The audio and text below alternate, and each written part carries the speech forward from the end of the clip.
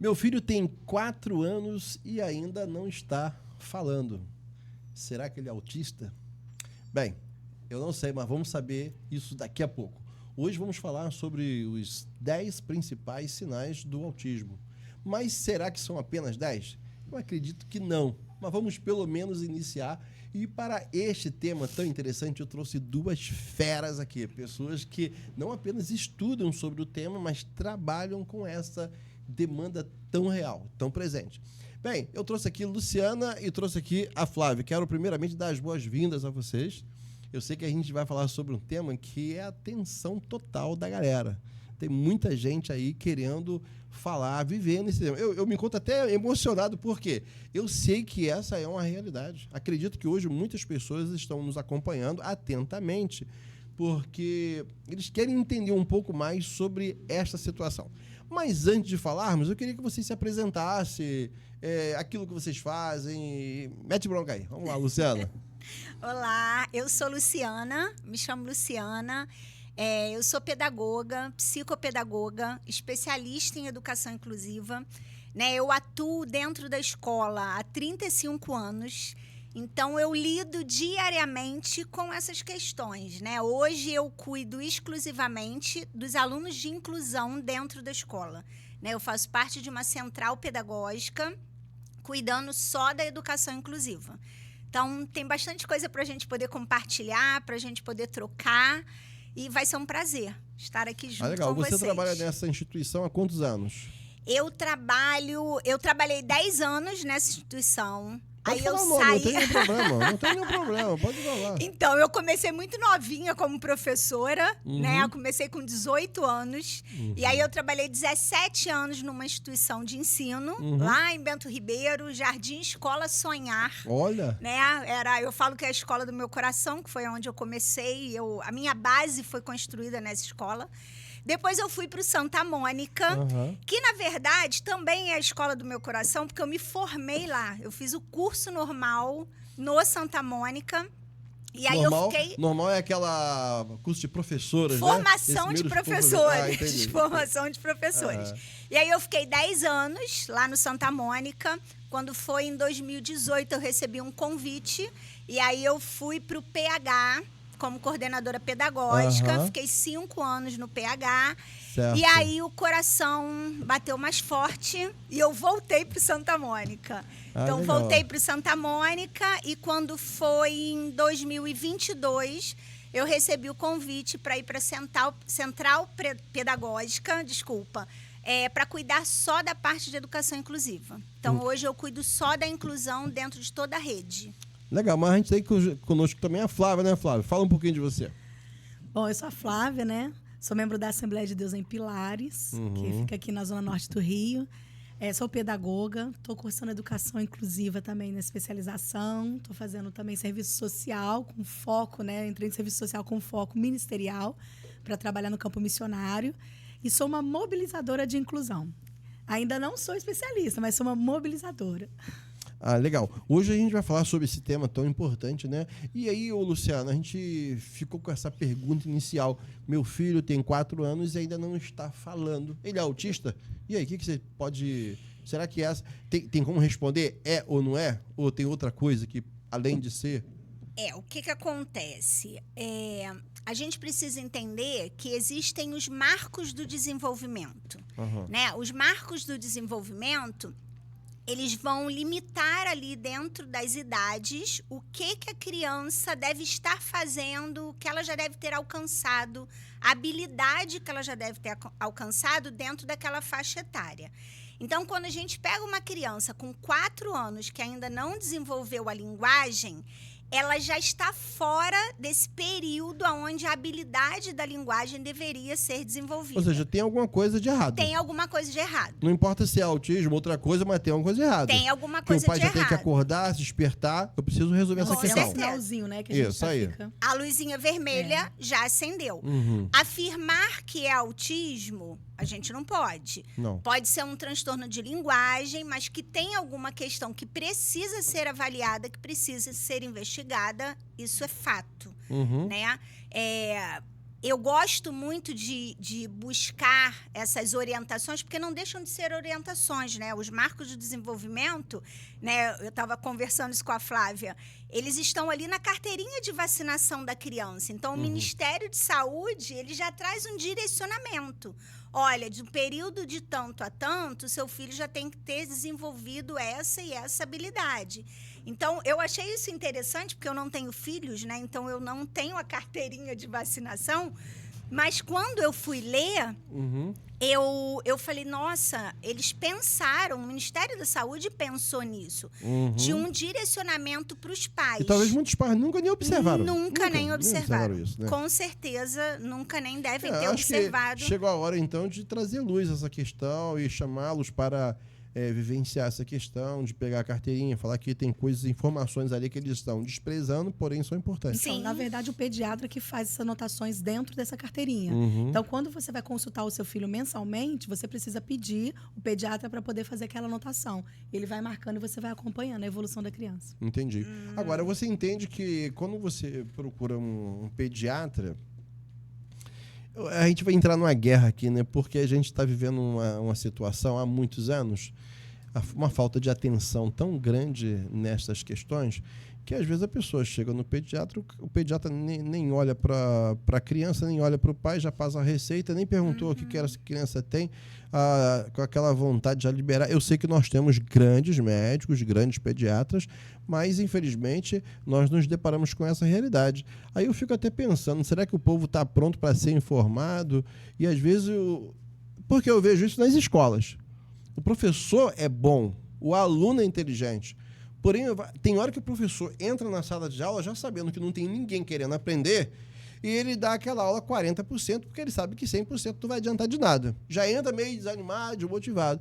E às vezes também eu percebo que pode ser que o médico fale, vai adiantar eu explicar? Ou seja, mas eu acho que é importante nós trazermos essa informação, porque cabe ao pediatra, então, acompanhando e informar e explicar, olha, está acontecendo isso. E essa é até uma orientação que a gente dá na escola, porque a escola tem um papel fundamental. Opa, e como tem? Fundamental. A criança, quando entra para a educação infantil, né, ela está lidando ali com os pares, ela sai da casa dela, um ambiente onde ela, né, convive ali só com os pais, só com os adultos, e quando ela vai para a escola, ela passa a lidar com os pares. Então, ali aparecem sinais, né, que é o que nós vamos falar, que a professora consegue observar isso com mais clareza, porque junto com os pares, é o que a gente estava falando dos marcos, né? Ela ainda não alcançou aquela habilidade. E a escola, ela tem o papel de fazer essa sinalização. E eu trabalhei como orientadora educacional, né, lá no Santa Mônica, e uma orientação que a gente fazia para a família, uma das orientações eram essa, olha, vá ao pediatra, converse com o pediatra, diga que a escola sinalizou, a escola fez essas observações. Então, realmente, o papel do pediatra é muito importante nessa fase do desenvolvimento, né? Tu vê esse trabalho em conjunto, né? Porque trabalho em conjunto. Você falou da escola, e aí eu fiquei aqui viajando. Pô, a escola com 40 alunos, a escola com 20 alunos. O professor, às vezes, fica com dificuldade de acompanhar, de perceber e de conseguir. Mas o professor conhece. O professor conhece mesmo. Né? Por isso que é importante a gente fazer o relatório bimestral do aluno, que é onde a gente descreve todo o desenvolvimento da criança, porque, na verdade, a gente não pode chegar e falar que a criança está com isso, né? Nós não podemos dar diagnóstico nenhum, só que a gente dá indícios. Né? São observações que a gente faz. O diagnóstico é feito pelo psiquiatra, é isso? Pelo médico? Como é que é? Pelo neuropediatra. Pelo neuropediatra, isso. Né? É feito... Ele que vai diagnosticar. Mas quando ele fecha o diagnóstico, né, o laudo que a gente chama, ele tem toda uma equipe, né? Tem fono, tem um psicólogo, né, Lu? Porque, na verdade, isso é interessante, né? As pessoas às vezes falam, mas isso é um sinal do autismo. Né? E aí começa aquela angústia. É autista, não é autista? E aí é nesse momento que precisam entrar os profissionais técnicos, porque a fonoaudióloga ela vai avaliar esse desenvolvimento da linguagem. uma psicóloga, ela vai avaliar as questões comportamentais. Então, a gente junta essas Não é uma informações. pessoa só, né? Não É uma equipe. A escola tem um papel importante, porque a maioria desses profissionais, eles pedem um relatório descritivo para a professora. Então, o papel da escola é fundamental, né, nesse processo de se fechar um diagnóstico. E aí, essa finalização, ela precisa ser feita por um médico. Isso é outra questão que é uma... Quem dá um laudo, quem fecha um laudo. Por exemplo, eu sou psicopedagoga, mas a psicopedagoga, ela não fecha laudo, né? Ela vai trabalhar depois com essa criança, com esse aluno, com as dificuldades de aprendizagem, mas ele não fecha um laudo. Então, o laudo, ele é sempre fechado por um médico, ou um neuropediatra, ou um neurologista, ou um psiquiatra infantil, né? Algumas crianças precisam ir a um psiquiatra infantil. Então, isso é muito importante, né? Hoje, a gente está vivendo um momento muito difícil, porque chega laudo a todo momento na escola. Flávia deve viver isso também.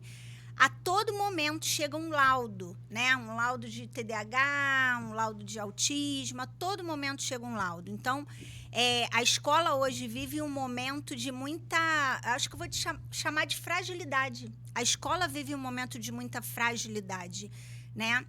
E o meu papel, né, dentro da central é justamente isso, avaliar junto com essa equipe, avaliar junto até com essa equipe externa, com esses profissionais externos, quais são as reais necessidades dessa criança.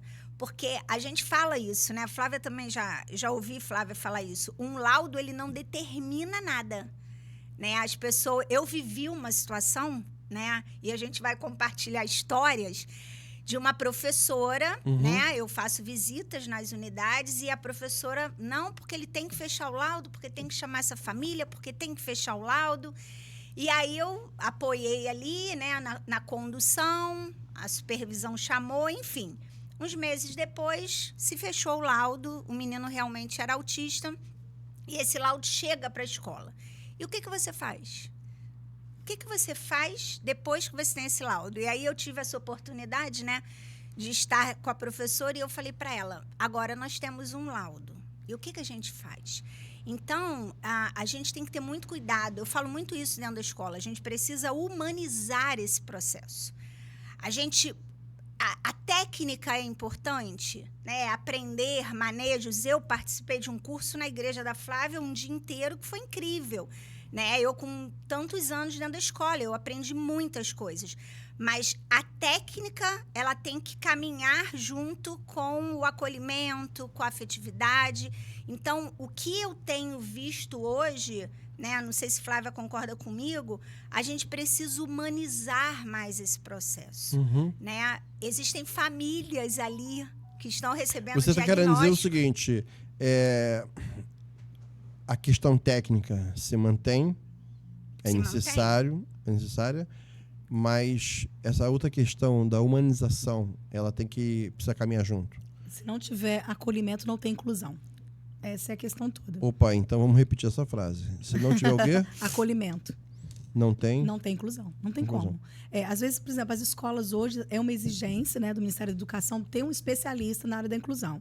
Perfeito. Só que, às vezes, não é só o diploma. Se a pessoa não tiver o coração inclinado para aquilo ali, ela não vai fazer inclusão, ela só vai assinar um papel. É igual as farmácias, né? Tem que ter o farmacêutico, que nem sempre tem, né? Só tem um vendedor de remédio, né? Isso aí. Esse que é o grande problema. Aí eu fiquei pensando aqui rapidamente, antes da gente entrar, já começar falando sobre alguns sinais, eu acho esse bate-papo aqui muito importante.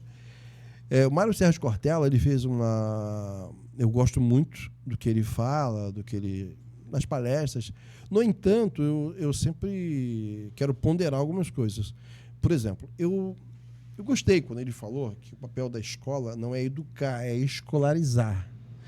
Mas depois eu botei um pezinho atrás, porque, na minha visão, muito embora eu gosto muito, acho um cara fenomenal, inteligente, professor de filosofia, 30 anos ensinando filosofia, mas eu fiquei pensando assim, será que a escola só escolariza? Porque o papel da educação pressupõe-se que é da família.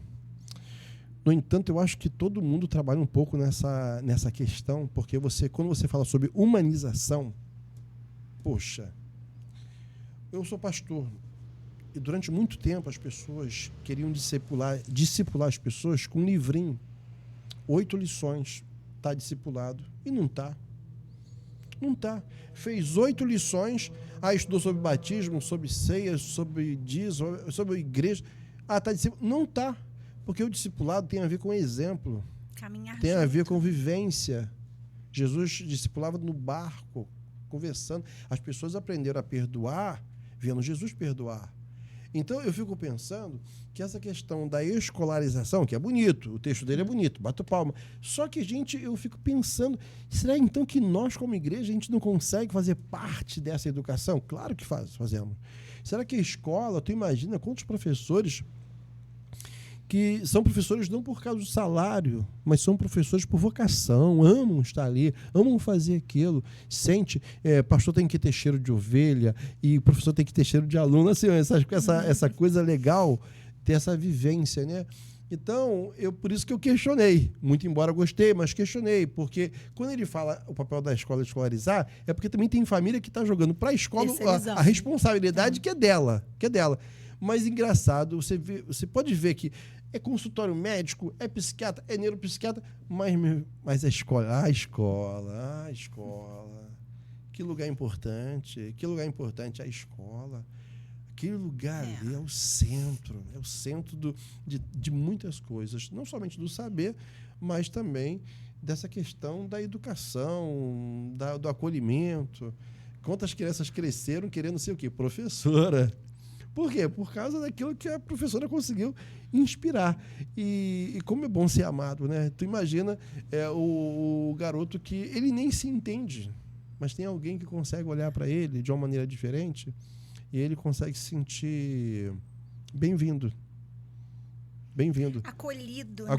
Protegido, né? Protegido, E aí eu fiquei pensando em você, Flávia, porque eu vou falar com ela aqui sobre a questão dos sinais, mas quando eu te conheci, pastor Josué Rodrigues. Isso. Pastor Josué, abração. Cara fenomenal. E tem o pastor Jailson, né? Que está ali pastoreando a igreja ali. Qual é o endereço ali? Avenida Dom Helder Câmara, 6.036, Pilares. E é ali que funciona uma igreja de crianças, isso né? Isso mesmo. É uma igreja de crianças. E eu estive lá e vi aquilo tudo muito bem estruturado, e você que está na responsabilidade, né? Daquela equipe. São quantas pessoas que trabalham com você 68 voluntários. 68 voluntários. Isso. Mas não são aqueles voluntários que vão porque tem que ir, não. Eles querem ir, né? Eles querem. Eles ficam brigando. Tiram a camisa, literalmente. Eles ficam brigando pela escala, né? Eu quero estar aqui. São ótimos. E aí você vê como a igreja também tem essa responsabilidade, porque as pessoas jamais... Se eu sou excluído na escola, eu vou dar um desconto. Se eu sou excluído num clube, eu vou dar um desconto. Mas ser excluído na igreja, aí não. Eu acho que você já pegou essa demanda, vocês já pegaram isso aí. E tem muita gente com autismo, né? Com autismo, especificamente, porque nós temos algumas crianças em processo de laudo, né? Então, de crianças atípicas, nós temos hoje 12 crianças, cada uma com um laudo diferente. O que você chama de atípicas? São crianças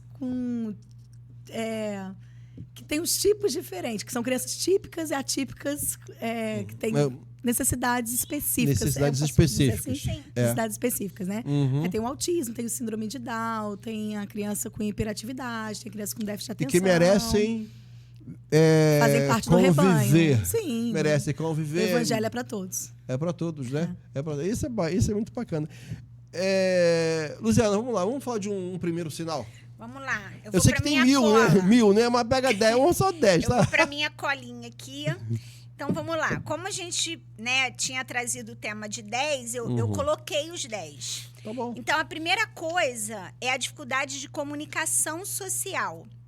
Eles têm problemas em iniciar ou manter conversas e falta de interesse nessas interações sociais, né? E aí a gente pensa sempre naquela criança quando entra para a escola, ela entrou para a educação infantil, né? E numa fase de 2, 3 anos, ela quer se relacionar, né? Dentro dos marcos do desenvolvimento, né? Ela quer interagir, ela é curiosa, ela quer ver o que o coleguinha tá pegando, né? A gente Ela quer o brinquedo do colega. Ela quer o brinquedo do colega, ela quer comer o lanche do colega. E aí, quando a gente observa que aquela criança com 2, 3 aninhos, ele tem muita dificuldade dessas interações sociais, ele não tem interesse nenhum em chegar ao outro, ele não tem essa curiosidade, a gente desperta para algum sinal. Tudo que nós falarmos aqui, isso é importante. Por quê? Geralmente, quando a gente vai em palestras, né, ou que a gente faz algum podcast, algumas coisas, assim, nesse sentido, as pessoas falam, ai, então o fulaninho é autista. Você já começa a colocar rótulo nas Você crianças. coloca rótulo. Eu já tive situações de sair de palestras e, assim, adultos chegarem para mim, Luciana, eu descobri, eu sou autista, eu tenho TDAH, eu tenho calma, não é assim. Então, assim, são sinais que a gente vai precisar observar, né? Mas partindo sempre desse princípio, né? Agora, quem não sabe, vai lá na carteirinha de vacinação, procura ler, saber lá, nessa faixa etária de 2 a 3 anos, quais são as habilidades que ele já tem que ter adquirido. Não adquiriu essa habilidade? E aí, uma outra questão que a gente trabalha dentro da escola também. Ele entrou 2 aninhos, e aí a mãe fala assim, não, mas ele é muito tímido. E aí você começa a observar essa família. Eu vivenciei muito isso como orientadora educacional. Você começa a observar essa família. A mãe e o pai vão para o atendimento e quase não falam. Tem dificuldade de olhar ali para você, de manter esse contato visual. E aí você percebe que essa família também tem uma dificuldade social. Como é que é o ambiente dessa criança? E aí você começa a partir para esses estímulos, né? Várias vezes eu orientei famílias dentro da escola e a criança não era autista, né? Ela precisava de estímulos dentro da própria casa. Né? Aquela coisa, a mãe trabalha o dia inteiro, a criança fica na creche, um exemplo, né? E aí sinalizou alguma questão. Mas quando ele chega em casa, ele não tem estímulo nenhum, ele não tem troca nenhuma, é só ali na escola. Então, isso precisa ser desenvolvido de alguma forma. Agora, é um sinal? É um sinal. Vamos repetir o primeiro sinal? Dificuldade de comunicação social. Comunicar é... Ela não se socializa com outras crianças. Ela prefere ficar sozinha. muito isolada. É isso. Ela Ela não pega o tem brinquedo, esse fica interesse. sozinha. Ela não tem interesse Não de tem. se relacionar com ninguém. E vale repetir que não tem como chegar e definir, né? Não. Por isso. Porque você imagina, o cara que é psiquiatra, ele estuda 8 anos e não consegue chegar a essa conclusão. Sim. Como é que a gente que não pegou essa... Nem começamos a ler o livro, a gente já chega e já define. E o complicado é quando você ainda chega para a criança e fala, ó, você é isso. Você imagina. Isso acontece, né?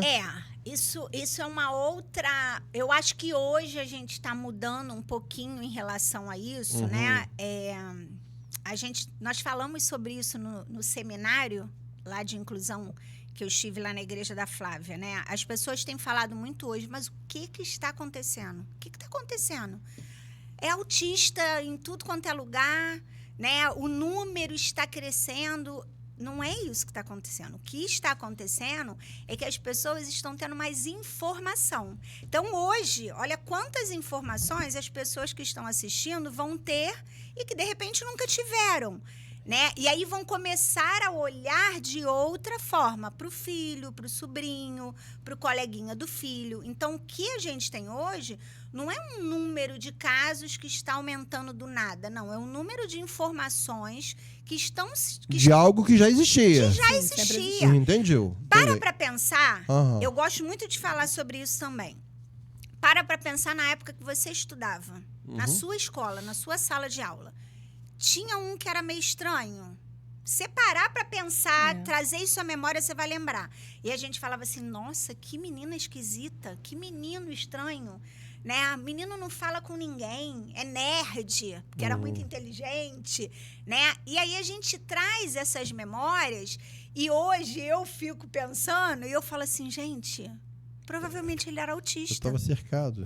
Eu estava cercada ali de autistas, TDAH, enfim. O meu pai contava pra gente que quando ele ia estudar, ele não completou nem o antigo primeiro grau. E ele dizia que ele começava a fazer o dever e começava a ficar muito difícil, ele ficava nervoso, ele pulava a sala e ia pro telhado da escola para ficar sozinho. Então, ele falava assim, aí era muito difícil o dever, então eu queria ficar sozinho. Aí eu fico pensando assim, será que ele tinha alguma dislexia, alguma questão? Entendeu? Então, antigamente não tinha esse diagnóstico. Era, fulano é doidinho, fulano é isso, fulano é aquilo outro, mas sempre existiu. Ou seja, não é uma coisa que, surgiu agora, Não surgiu depois da pandemia, que tudo é pandemia, tudo é né? Pandemia, tudo...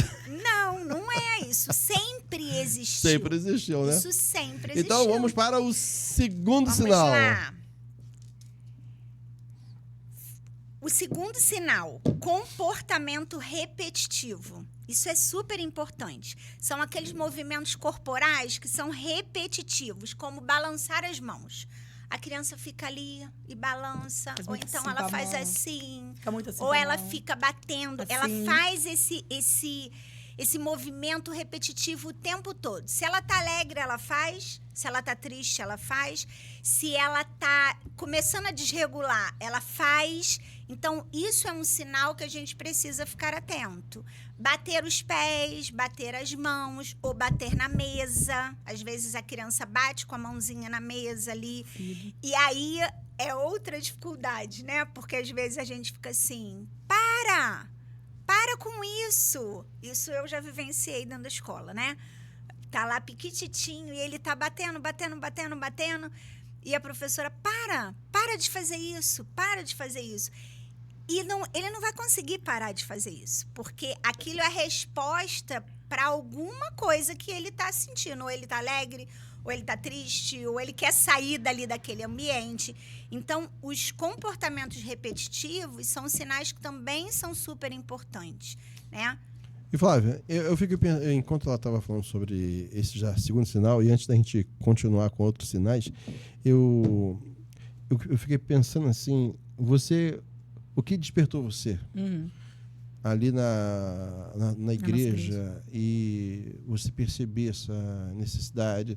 Você estava sentado lá no banco e foi olhando, percebendo? Na verdade, eu sabia que esse dia ia chegar, né? Porque a gente trabalha em escola, a gente sabe da demanda. E aí, eu falo que muitas mães estavam escondidas na sua casa e não iam para a igreja, né? E aí começaram a vir. Uma mãe me procurou e disse que o filho estava em processo de laudo. Eu já tinha percebido que ele tinha uma certa dificuldade e tudo mais, mas eu não posso falar, né? Eu, como igreja, não posso chegar e falar. Mas a mãe veio me procurar e falou que estava em processo de laudo e tudo mais. E aí, essa criança... ele foi para a igreja numa terça-feira, não teve atividade com as crianças nesse dia. A criança não queria ir para a igreja e a mãe falou assim, vamos para a igreja que a gente vai comer pastel na cantina da igreja. Ele foi para o culto, participou do culto o tempo todo. No final, quando o pastor anunciou a cantina, não tinha um pastel. E aquilo ali foi a chave para ele, né? Então, ele começou a entrar em crise dentro da igreja. E aí, até então, a igreja nunca tinha visto uma criança entrar em crise e as pessoas acharam que era coisas espiritualizadas. Então, ela tirou a criança dali de dentro, vieram algumas pessoas querendo orar, mandaram me chamar, falando que a criança estava endemoniada. Então, eu já sabia que era o processo da criança e tudo mais. E ali eu vi a necessidade de começar a alertar a igreja sobre esses sinais, né? Então, a gente começou a colocar placas, né, de sinalização na igreja. Só que nós começamos o trabalho com a igreja com as crianças primeiro, depois com os pais. Primeiro colocamos essas placas, depois começamos a trabalhar a inclusão dentro da igreja. Eu falo que é como se fosse uma rosa, de dentro para fora. Então, nós fizemos aulas para as crianças falando sobre inclusão, trouxemos a inclusão à luz da Bíblia, começamos a fazer culto temáticos para trazer a conscientização inclusiva. E aí, depois, a gente começou a trazer para as famílias e a alcançar as famílias atípicas, a acolher as famílias atípicas. E hoje a gente está lá com muitas crianças atípicas para a glória de Deus. E aí, tem que ter amor, né? Tem que ter amor por almas. A primeira coisa é ter amor por almas, E aí, quando você entende, né, que a gente não pode limitar a fé de uma criança, que a gente precisa acolher as crianças, todas as crianças, aí o Senhor vê a intenção do nosso coração e Ele vai mobilizando pessoas, abrindo portas. E a gente não tem como não lembrar de Jesus falando, deixai vir a minhas os pequeninos, né? Porque dos tais são o reino dos céus. E a gente percebe aquela alegria de ver aquelas crianças chegando naquela igreja e sabendo, eu vou ser recebido como eu sou. Eu tenho uma igreja para dizer que é minha. Parece que... E aí fica aqui um alerta para os pastores, abrir o cabeção e pensar o seguinte, que não é só pregar bem, fazer o sermão, vou fazer um sermão temático, textual, exposição. Opa, é mais do que isso, é liderar. É liderar. É entender o que é gestão. Porque você tem que entender que você não está recebendo naquele santuário apenas adultos. Porque você sabe de uma coisa, eu tenho um monte de igreja que a única coisa que eles sabem é preparar culto para adulto, porque é o adulto que dizima, é o adulto que oferta. Aí tem que entender que a igreja não está focada. Isso aí virá para o sustento da obra. Mas nós temos que entender que, como pastores, nós temos que apacentar, cuidar. Né? Aí entra a questão da liderança, Flávia, porque o líder não é aquele que faz para as pessoas, mas é aquele que faz com as pessoas. Aí é a questão do líder trazer pessoas, montar a sua equipe para saber fazer até o que ele não sabe fazer. Porque essa é a boa pegada da liderança. Eu não tenho que saber fazer tudo, mas eu tenho que ter na minha equipe pessoas que sabem fazer o que eu não sei fazer. Pessoas que sabem ver o que eu não consigo ver. Como é que se recebe uma criança que já foi até diagnosticada? Ou que não foi, mas a gente percebe. Como é que se recebe? Porque até o apertar a mão, até o dizer alguma coisa é diferente. Eles têm um mundo deles, né? Pelo que eu percebo, diferente. E a gente tem que... E aí, quando eu fui lá na sua igreja, eu estive lá com o pastor Josué e o pastor Jailson. E como é que é o pastor presidente lá, o nome dele? Pastor José Rodrigues. Pastor José Rodrigues, né? Te mandar um abração para esse é o 01, lá da ADEP. Da ADEP, é o 01 da ADEP. Eu, pastor, tô fazendo isso porque quando eu for aí, já aquele jantar especial preparado, eu tô aqui fortalecendo. Mas o que acontece? A visão de um homem dos tempos modernos, e tu pode ver que não é nenhum garotão com 19, 20 anos, vai dizer, eu quero tão antenado. Não, uma turma com a visão de Deus. Ter você como uma pessoa que tem uma capacitação, mais do que capacitação, tá, Flávio? O que eu vejo em você é mais do que capacitação, é um chamado, é uma vocação, é uma entrega, é uma inspiração. Assim como Nelson Mandela. Você vê Nelson Mandela, presidente da África do Sul, ele é um cara que inspirou muitas pessoas, e ele trouxe pessoas que inspiraram outras pessoas, porque liderança é inspirar. E aí a gente está nesses bate-papo aqui, falando da importância da igreja. Vamos para o terceiro sinal. Vamos lá. Interesses restritos. É o foco intenso em um interesse específico por alguma coisa. E aí ele tem dificuldade de mudar. Um exemplo, né? Eu lembrei também de um caso. Vou trazer casos sempre da escola, né? O menininho pré-1, 4 aninhos de idade, e ele era fissurado por uma girafa de borracha, né? Então, o interesse restrito dele era naquela girafa. Tudo que ele fazia, ele tinha que fazer com aquela girafa. E de forma errada, né, a professora queria tirar a girafa dele o tempo todo. Ela queria tirar a girafa dele. Então, é claro que ele desregulava o tempo todo. Então, esse é um sinal comum para uma criança que é autista. Esse interesse restrito. E aí você tenta tirar ela dali. Vamos dar o exemplo da caneca, né? Vamos dizer que o meu foco seja essa caneca. Se me tirar daqui, me levar para outra sala, eu vou levar a caneca junto. Vou levar junto, porque se a caneca fica e eu vou desregular quando eu sair. Então, esse interesse restrito, que é diferente de uma criança típica, de uma criança que não é atípica. A criança atípica, se você mostrar para ela, olha, agora nós vamos para outra atividade, deixa isso aqui e nós vamos para outra atividade. Pode ser que ela faça uma birrazinha, que é normal por causa da faixa etária, mas ela não vai desregular, né? Isso é algo que é importante também a gente buscar informação. Birra é diferente de regulação, né? Então, ele está fazendo pirraça, né? Uma criança que ainda não tem um diagnóstico de autismo. Ele tem um interesse restrito, tirou ali o que é o foco dele, ele desregulou. Pode ser que ele se jogue, que ele bata com a cabeça na parede, mas não é porque ele está fazendo birra, é porque ele teve uma desregulação. Então, quando a gente começa a entender, e aí vem a importância da questão da capacitação, né, de forma secular e dentro da igreja, a gente lida de forma diferente. Né? E olha, eu vou falar, eu vou tacar pedra no vidro agora, porque eu sei que no fundo, a gente tem aquela coisa de olhar para a equipe de voluntários, e eu sei que são voluntários, legal, mas eu sei que tem uma galera que está na liderança dos voluntários. Porque o voluntário, vamos pegar aqui um voluntário, eu vou trabalhar com uma demanda de uma crianças atípicas. Tá legal. Eu posso ter o voluntário que vai me ajudar a trazer a água, que vai me ajudar a trazer o bonecão, que vai me ajudar a trazer alguma coisa. Posso ter? Eu não vou exigir dele tanto. Mas aí eu fico assim, professora, pensar a questão seguinte. Por que eu me preparo para trabalhar na escola, seja público ou particular, e eu não tenho a mesma exigência para trabalhar com essas crianças que estão frequentando agora um ambiente eclesiástico, tendo em vista que o comportamento dela na escola vai ser o mesmo que na igreja, porque ela não vai deixar de ser ela, porque chegou no ambiente de igreja. Ela não vai conseguir fazer essa diferenciação. E aí, Flávio, é onde entra o teu lado. Porque, tipo assim, eu sei que você dá treinamentos. E eu, lamentavelmente, percebo uma falta de visão.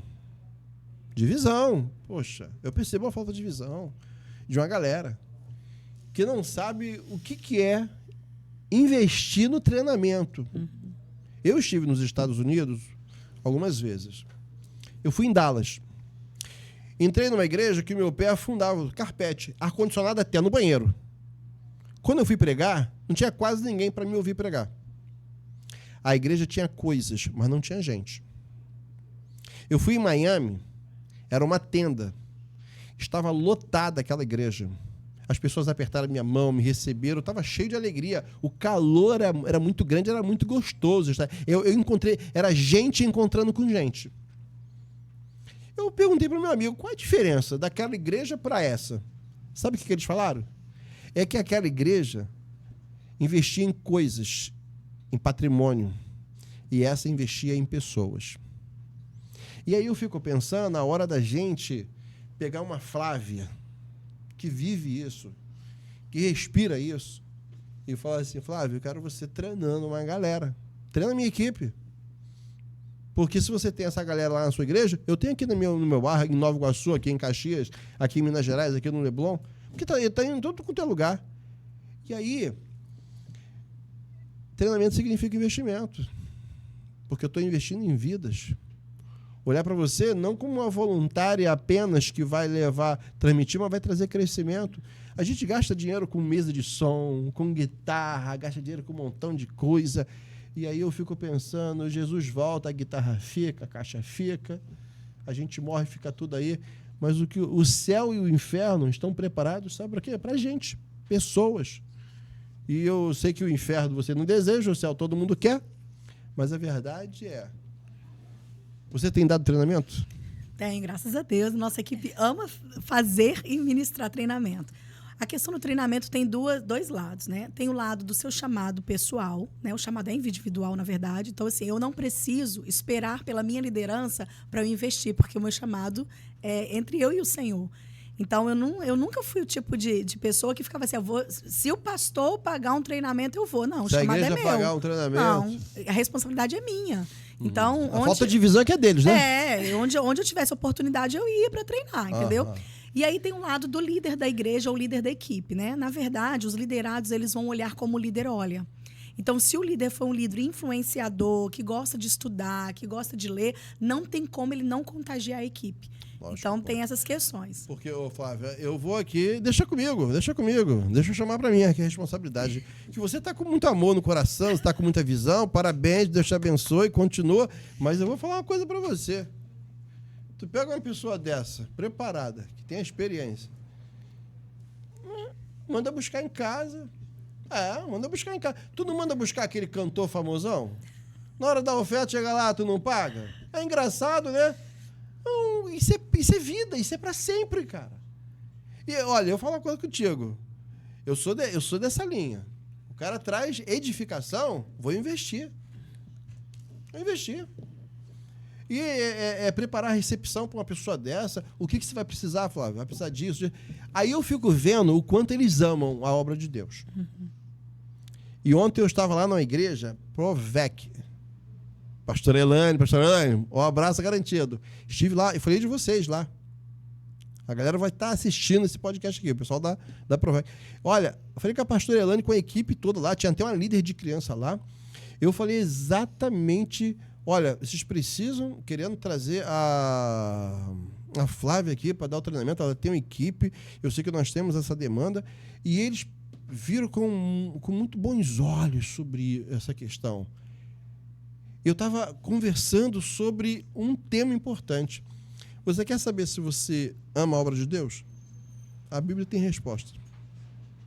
O quanto que você ama o teu ministério? A Bíblia tem resposta. Quer saber, pastor, se você ama a obra de Deus? Quer saber, irmão, se você ama a obra de Deus? A Bíblia diz, aonde estiver o vosso tesouro, aí estará o vosso coração. Meu irmão, se você ama as suas crianças, então prepara a melhor sala, prepare também o melhor professor. Os seus professores, prepare os professores que vão estar aí com quem? Dando para eles o melhor treinamento. Porque eu entrei aqui numa guerrinha aqui, porque no fundo, eu sei que tem gente me assistindo e vão falar o quê? Ah, não, mas são professores de igreja, eu não posso cobrar deles o que eu vou cobrar de uma equipe que trabalha nas escolas. Tudo bem. É exatamente dessa maneira que as pessoas estão enxergando a igreja. Há pouca exigência dessa galera que vai trabalhar. E eu não estou falando aqui, sabe, Luciana, dos voluntários, num modo geral. Mas eu estou falando assim, dessa cabeçada, dessa turma que está liderando, como o caso da Flávia e outras pessoas, que aí precisa fazer graduação, pós-graduação, se especializar mesmo, ir a fundo, porque a gente quer fazer o melhor. Porque elas não vão só para a escola, vão para a igreja também. Eu entendo o princípio de trabalhar com crianças é amar Jesus e querer estar perto de Jesus. Por que esses dois princípios? Porque Jesus pergunta a Pedro lá em João 21:15, que diz assim, tu me amas? Olha aí. Apacento meus cordeiros. E tu me ama mais do que os outros, estes outros, né? A primeira pergunta foi essa. Tu me ama mais do que estes outros? Apacento os meus cordeiros. E o segundo é Jesus dizendo, né? Aquele que recebe uma criança, a mim recebe. Então, quem trabalha com crianças na igreja é ter o privilégio de receber o próprio Jesus. Legal. Luciana, vamos pro quarto, Luciana. É isso. Quarto sinal. Vamos lá. Problemas sensoriais. O que são os problemas sensoriais, né? É aquela sensibilidade aumentada, que pode ser por luz, por som, pelo toque. É mesmo? Então, esse é um sinal. A questão do toque é muito presente, né? Dentro de uma característica de autismo. Eles não gostam de muito toque, de abraço, né? Que você fique ali pegando muito. Não gostam? Não gostam. De abraço? Não gostam. Não é regra. Tem uns que são bem... Tem uns que são mais... eles permitem mais esse toque, né? Mas outros não. Por exemplo, se é um autista nível 3 de suporte, é bem difícil que ele queira um contato físico ali com você. A questão do barulho, né? E por isso hoje a gente já está vendo aí o uso dos abafadores, né? Com muito mais intensidade, até dentro das igrejas, né? Lá na ADEP, Não, né? nas igrejas tem que ter muito, porque as pessoas são muito sem noção com o som da igreja, elas não pensam nas crianças, inclusive. Ah, sim. Som muito alto. E aí eles usam... E perturba muito, né? Aí eles podem dar crise. É uma sensibilidade ali para eles. Vamos lá. Hipersensibilidade, eles têm isso? É hipersensibilidade. Pode ser auditiva, pode ser de toque. De toque, de luz, a luz muito forte, às Isso, vezes Então, incomoda. por exemplo, você vai passear com seu filho na praia, e aí ele fica muito nervoso na areia. Já é um sinal que você tem que prestar atenção. Legal. Entendeu? Então, esse é mais um sinal. Então, olha como a gente está numa sequência de vários sinais. E aí a gente pensa assim, o meu filho não gosta muito de toque, mas ele não tem hiperfoco em um único objeto. Então, ele não é autista. Só acrescentando aqui o negócio a questão do hiperfoco, porque nem sempre é só em um objeto, às vezes eles vão trocando. Então, por exemplo, eles vão ficar uns 15 dias, uma semana numa caneta, o hiperfoco dela é uma caneta. E aí muda depois para um determinado carrinho. Então, a gente tem uma criança lá na igreja que sempre está trocando. Então, às vezes ele chega lá com controle remoto. Olha, nós temos um pastor famoso, que ele foi diagnosticado como autista. E é um pastor famoso, tá? Ele foi diagnosticado. E ele, engraçado, isso descobriu depois. Adulto, depois, tá? E famosão aí, famosão. Por que eu tô falando isso? O pai também não ficar no desespero de achar assim, meu filho é autista e aí, acabou tudo. Não. Nós temos casos excepcionais de pessoas que se tornaram expoentes. Beethoven era, né? Apesar de autista. A questão do diagnóstico tardio, né, em adultos, vamos dizer assim, né, tem sido muito frequente. Muito frequente. E principalmente após o diagnóstico do filho. Porque quando a família encontra o diagnóstico ali, fecha o diagnóstico do filho, geralmente eles começam a prestar atenção em características da família, que nunca prestaram antes, né? A gente vê isso na escola. Eu fui fazer um atendimento, lembrei aqui, numa unidade, e a menina autista, nível 2 de suporte, mas a gente acha que tem uma questão aí de comorbidade com altas habilidades, muito inteligente, e aí eu fui para atender a família junto, né? Junto com a equipe lá, atender a família. E a mãe entrou, eu estava sentada aqui, e a mãe sentada exatamente onde a Flávia está. A mãe iria sentar aqui. E aí, quando ela sentou, ela não me olhou. Assim, ela sentou, abaixou a cabeça, e eu imaginei, né? Eu falei, poxa, deve estar chateada, né? Essa situação, fechou diagnóstico, enfim. Estava tendo uns problemas com a professora. E aí, eu fui falando. Eu gosto muito de humanizar esse processo nessa hora, de acolher, sabe, ser muito afetiva. E aí, ela estava com o celular e ela começou a rodar o celular do meu lado. Ela rodava o celular, E aí o marido que estava na ponta deu uma catucada nela, tipo assim, para. E aí ela ficou meio sem graça, daqui a pouco ela rodou de novo. Quando ele falou de novo, eu falei assim, deixa ela. Se ela está se sentindo bem, deixa ela rodar, não tem problema. Ela se sentiu à vontade, e aí ela olhou para mim e falou assim, eu também recebi o diagnóstico, eu também sou autista. E aí você vê, eu fui para fazer um atendimento achando que ia falar da criança e, na verdade, eu precisei falar muito mais sobre ela, porque a menina tinha 6 anos, 6 para 7 anos. Ela devia de ter uns 32. Então, para ela ia ser muito mais difícil. Né? Então, a gente está encontrando aí, em muitos casos, o diagnóstico tardio. E aí tem uma grande questão nisso, né? Por isso a importância da gente cada vez mais falar dos sinais e buscar aí orientações. Essa pessoa sofreu uma vida inteira.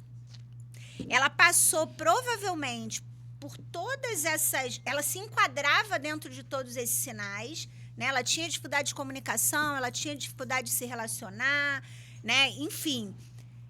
Como isso não era falado, ela sofreu a vida inteira por causa disso, né? Ela deve ter sido muito recriminada por causa disso, ela deve ter tido muitos problemas na escola por causa disso.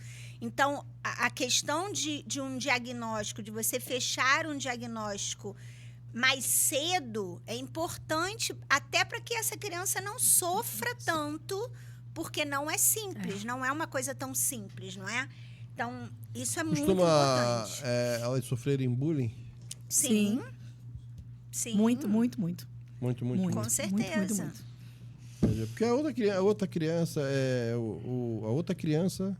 acaba não entendendo, né? E às vezes até rótulos na família também. Isso é uma questão que é importante, que a gente precisa trazer tanto para a igreja quanto para a escola. Né? Porque a gente tem essa tendência a tratar de forma isolada. Eu recebo uma criança na escola, Flávia recebe uma criança na igreja, E agora? Como é que a gente vai tratar? Quais as intervenções que a gente vai fazer? Como é que a gente monta um plano individualizado? Enfim. Só que a gente precisa entender que nesse processo de humanização, a gente precisa trabalhar com toda a comunidade. Isso aí. Então, a gente precisa preparar a igreja para, no meio de um culto, uma criança sair correndo, gritar e subir no púlpito, e que está tudo bem. E preparar a escola, preparar as crianças dentro da escola. Não é? A gente hoje está buscando falar muito, né, de habilidades, né, socioemocionais. Né? As escolas buscam programas, né, socioemocionais para trabalhar. E essa é uma questão que assim, tem me chamado a atenção, porque aí a gente entra numa questão do bullying, né, sem que as outras crianças saibam qual é a realidade daquele colega, né? O que ele passa. Teve uma outra situação, eu vou contar várias, porque eu vou lembrando de 1000 situações, que foi muito emocionante para mim. Um menino, né? Ele estava já no 4º ano. O Gui, eu vou falar, Gui, tia Lu te ama. A mãe dele vai assistir com certeza. E o Gui foi uma experiência incrível para mim dentro da escola, porque o Gui, ele desregulava muito, e ele é grande, ele é alto, um menino lindo, e às vezes ele saía correndo pela escola, enfim. E aí a gente foi trabalhando, ainda era orientadora educacional, e aí, depois de muita, né, o processo da terapia, ele chegou para mim e falou assim, ele estava sendo preparado para entender que ele era autista, porque ele ainda não estava entendendo isso na cabecinha dele direito. Então, na terapia, ele estava sendo preparado para isso. E aí, ele chegou para mim e falou assim, tia Lu, eu quero a sua ajuda. Falei, por quê? Ele, porque eu quero contar para os meus amigos que eu sou autista.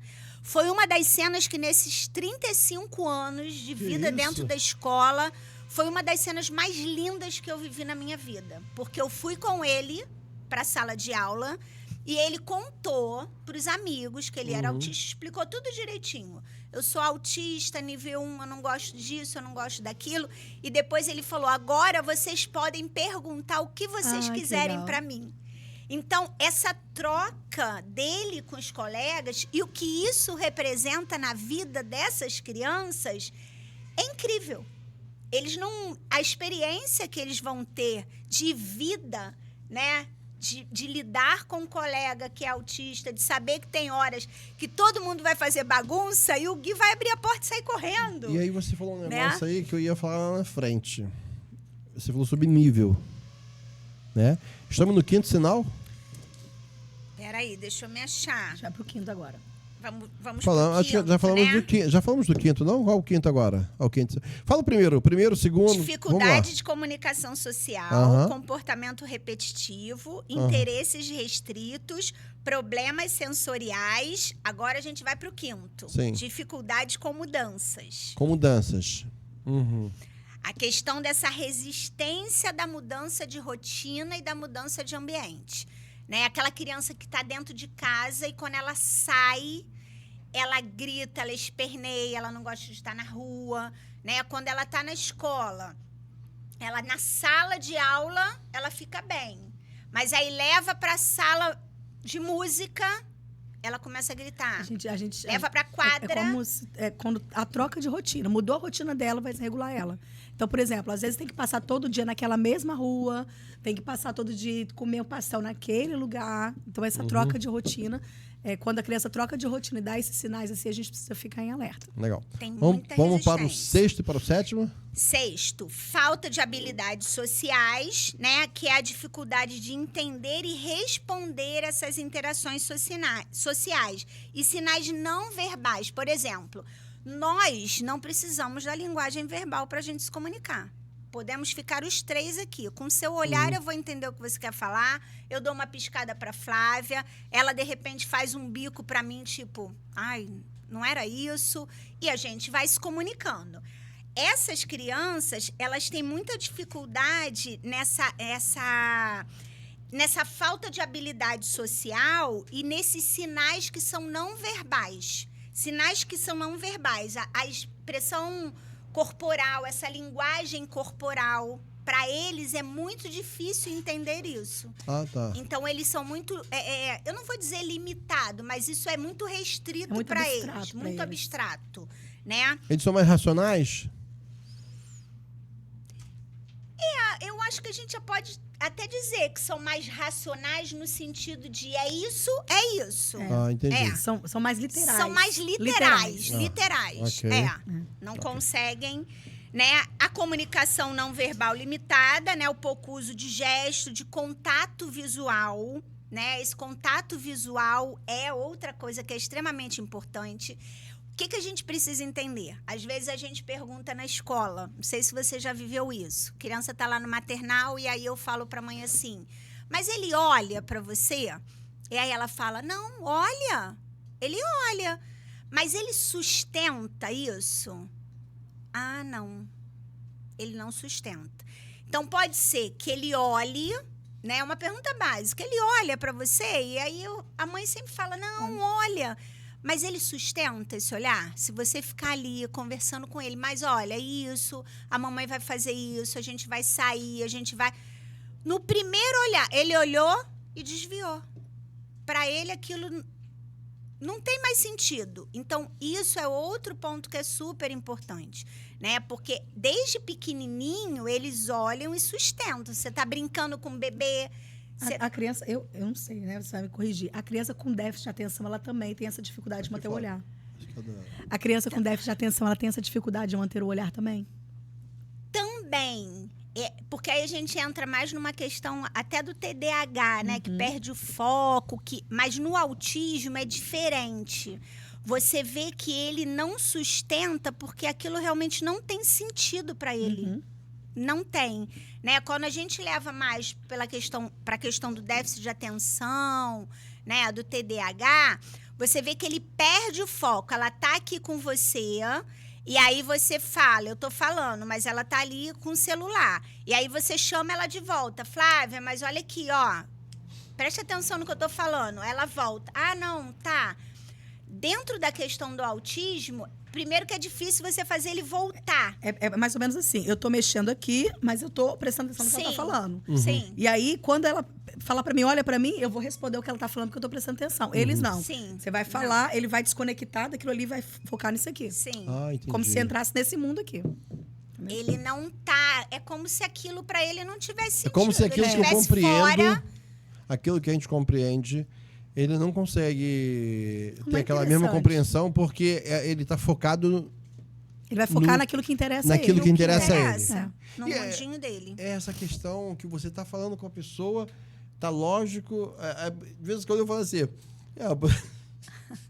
A gente está lidando com muitas pessoas que têm alguns comportamentos e por isso que não tem como diagnosticar essa pessoa, porque o laudo é uma coisa complexa, não é uma coisa tão fácil assim, mas a gente percebe exatamente isso em algumas pessoas já adultas. Eu não sei se existe essa diferença do comportamento adulto para criança, que parece que você está vendo, está todo mundo enxergando aquilo, mas a pessoa é tipo assim... Não vai adiantar você falar A, falar B. Ela só vai fazer no tempo dela. Isso é mais ou menos isso?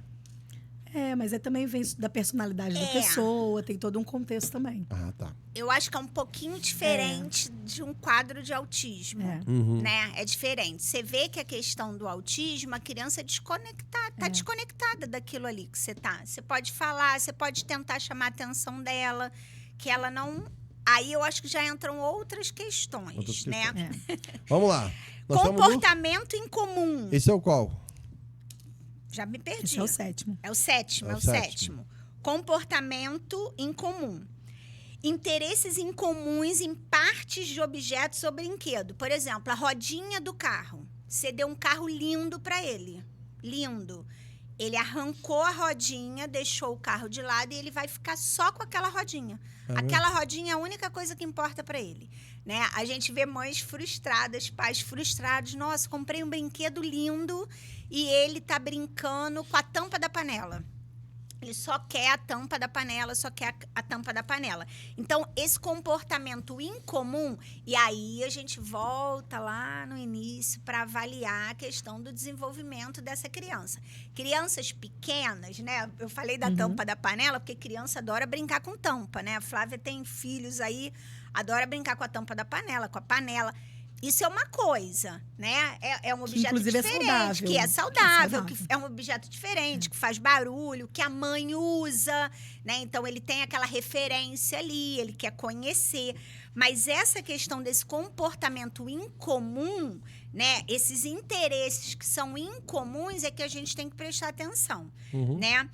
Esse déficit de reciprocidade emocional, a dificuldade em compartilhar emoções, interesses... Oitavo. Interesses ou afetos com os outros. Eles têm muita dificuldade nessa questão da reciprocidade emocional, né? De vir e contar alguma coisa para você, dessa troca. Por isso a dificuldade nas relações. Porque como é que eles vão construindo as relações ali com os coleguinhas, não é? Um vai contando para o outro, um vai... Ah, eu fiz isso esse final de semana, eu fui passear no parque, eu fui no cinema, eu fui... Ele não tem esse valor, assim, no sentido de... Ah, foi muito legal ou foi muito ruim. Tudo é a mesma coisa, né? Então, essa é uma grande dificuldade. É claro que... e aí eu volto a falar, é importante. Não é um único sinal que você vai pegar de forma isolada e vai sair falando, definindo. Pelo amor de Deus, o meu sobrinho é autista. Não é isso. Eu tenho muito cuidado com isso, sabe? É claro que hoje o bate-papo que a gente tá tendo é uma troca de informações, realmente. Mas eu tenho muito cuidado. Porque tem muita gente rotulando aí, sabe, crianças, ou então querendo laudar, crianças que não estão dentro de um quadro de espectro, né? Que não se enquadram realmente, mas pega de uma forma isolada. Por isso que a gente precisa ter muito cuidado com as intervenções, e principalmente com as intervenções com a família, né? Isso é outro cuidado que a gente precisa ter, tanto na igreja quanto na escola. A forma que a gente vai conduzir isso. Por quê? Eu acho que é importante a gente falar nesse momento. A gente vive, né? E eu lembro que foi algo que me marcou muito quando eu estava fazendo a especialização em educação inclusiva. Uma das aulas, né, que a gente teve, e a professora estava falando da questão do luto que essas famílias têm ao receber um diagnóstico. Porque você projeta um filho ideal, né? Quando você está gerando ali, tô grávida. E aí vai vir uma menina, né? Vai vir um menino, principalmente o pai. O pai tem mais dificuldades de lidar com diagnósticos do que a mãe. Opa. Muito mais dificuldades. Muito boa informação. Muito mais. Eu já vi casos de pais que se separam após um diagnóstico, que largam a família porque não sabem lidar com isso. Então, por isso que a todo tempo eu trago, eu faço isso dentro da escola. A gente precisa ter muito cuidado na forma que a gente conduz isso, porque existe uma família ali, existem vidas de pessoas. Eu entendo o que né? você está falando. Então, você muito... chegar e trazer... É como você dar uma notícia de uma enfermidade que não tem cura para uma pessoa de qualquer maneira. Sair falando. Você tem que aí, preparar. Abre aspas, nisso que você está falando. A gente trazer a informação de uma doença que não tem cura. Quando a gente lida com o autismo, a gente não lida com uma doença. Não lida, E aí, não tem cura. A gente não vai encontrar essa cura. A gente não vai encontrar cura para quê? Para o autismo. O autismo não tem cura? Não. É uma condição. Ele não é uma doença. Ele não é uma pessoa doente. Não. Ele então não tem cura porque não é doente. Exatamente. Entendi. Porque quando a gente pensa assim, e aí a gente falou sobre isso em algum lugar que nós fomos, que a gente, graças a Deus, eu quero andar com essa mulher o tempo todo. Mestre. Porque o que ela carrega, é isso aí. Não é para qualquer um. Não é. Então, teve em algum lugar a gente falou sobre isso. A gente não pode tratar o autismo como uma doença. Isso aí, era isso que eu queria destacar. Porque uma doença, ela tem eu recebi um diagnóstico de câncer. Uhum. Eu vou me tratar e eu vou me curar. Mas era sobre isso que eu estava falando. Porque vamos supor que você chega, um médico, ele chegou à conclusão que aquele seu paciente tem um câncer e é aquele mortal, aquele que... devastador. Até para ele dar essa notícia, ele tem que... não é sair falando de qualquer maneira. E aí é onde entra a questão, quando você vai fazer uma avaliação, um laudo autista, outra coisa, você, antes de chegar nessa declaração, você tem aquela preocupação. Uhum. Aí entra a questão da humanização também, né? De você saber que você está lidando com um ser humano, cheio de sentimentos, cheio de sonhos, de expectativas. Sim. Né? E isso aí realmente... Eu fico pensando, Flávio, a questão do seu trabalho, onde você consegue... porque, vamos pensar, antes da gente... Faltam 2 sinais ainda, né? Falta Um sinal. um sinal. Falamos de déficit de reciprocidade a emocional. gente pulou um, que é a comunicação não verbal limitada. Pulamos? Pulamos. Tá. Então tá. Mas faltam 2, então. 2. Eu fico pensando o seguinte, vamos lá. Será que não está na hora? Já que não é uma coisa que surgiu agora, isso já existe, tá? Será que não está na hora de nós termos uma escola de treinamento onde nós vamos entender essas pessoas que trabalham com esta demanda como pessoas chamadas? Chamadas. Assim como temos pessoas que são chamadas para música, porque eu sou médico. Peraí, é médico, mas tu é o quê? Generalista? Você é pediatra? Você é dermatologista? Né? Eu sou um pastor especialista em... Vê se você entende. Eu sou um pastor especialista em cuidado com... eu trabalho com crianças. Tudo bem, mas... E aí, com crianças? Tá pouco isso?